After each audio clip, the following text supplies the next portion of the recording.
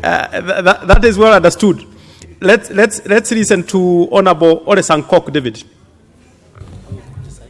Thank you very much, Honorable Speaker, for giving me an opportunity to contribute to such a very, very and extremely important motion. Honorable Speaker, Article 204 of our Constitution set up Equalization Fund, which in its import decided that there were counties and regions that were left behind courtesy of the infamous Session Paper number 10 of 1965. In Session Paper number 10 of 1965, resources were resources were allocated to high potential areas. Honorable Speaker, and at that time, the Kitchen Cabinet that was actually describing the high potential areas, Honorable Speaker, were mostly farmers, Honorable Speaker. And because of their way of life, they thought high potential is only on agriculture, Honorable Speaker, because they were entirely agricultural people, Honorable Speaker. That was the Kitchen Cabinet of 1965, Honorable Speaker. So in their own retrogressive thinking, they actually alienated 80% of the landmass of Kenya that is endowed with other resources like underground resources, tourism, Honorable Speaker, livestock, and other underground resources, including the wind power that is in Loyangalani and oil that is in Turkana. Honorable Speaker, because if today we have a kitchen cabinet to decide which area of Kenya is high potential, Honorable Speaker, and I'm the chairman of that particular kitchen cabinet, Honorable Speaker, you will realize that I will say livestock are high potential. Because from the time I was born, I started testing livestock product. I slept on hide and skin, Honorable Speaker.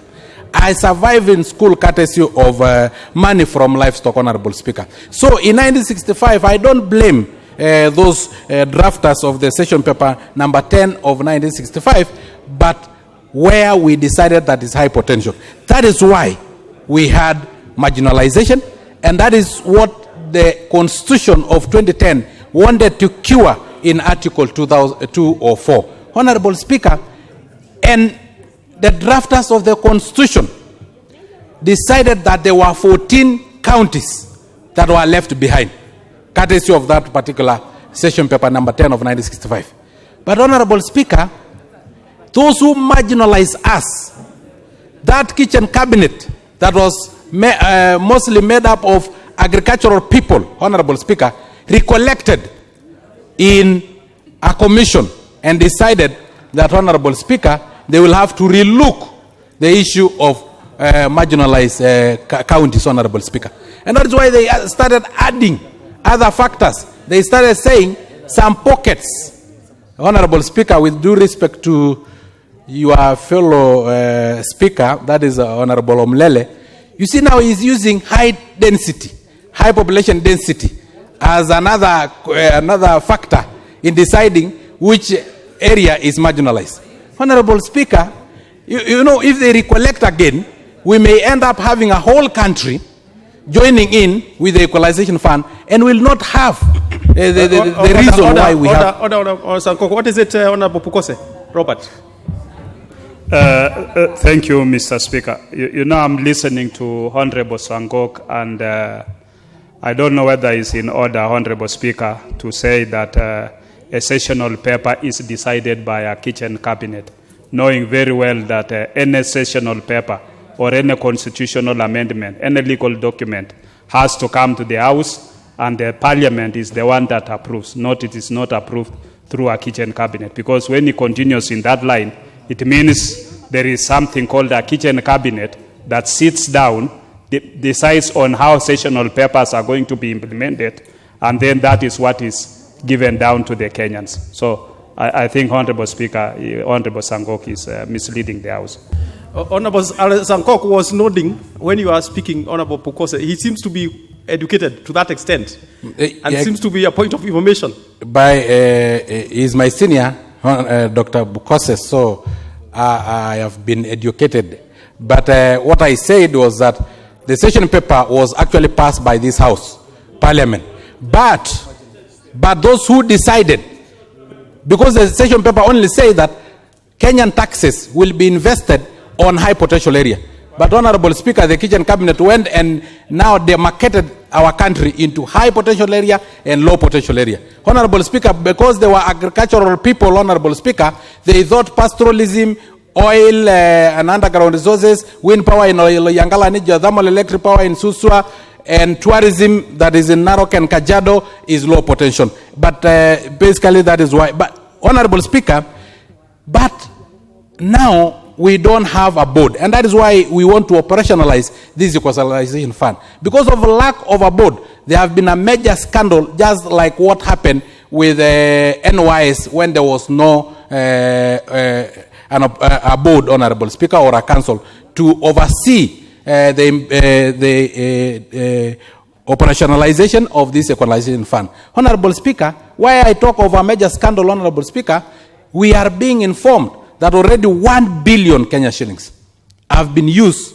on operations. Operation mean oversighting projects that don't exist. Oversighting money that have not been allocated and have not been sent to the respective counties that are supposed to be under the equalization fund, Honorable Speaker. Honorable Speaker, 1 billion is not chicken change. 1 billion will build dams. I'm not talking of major dams. I'm talking of the small water pans that cost 100,000 each.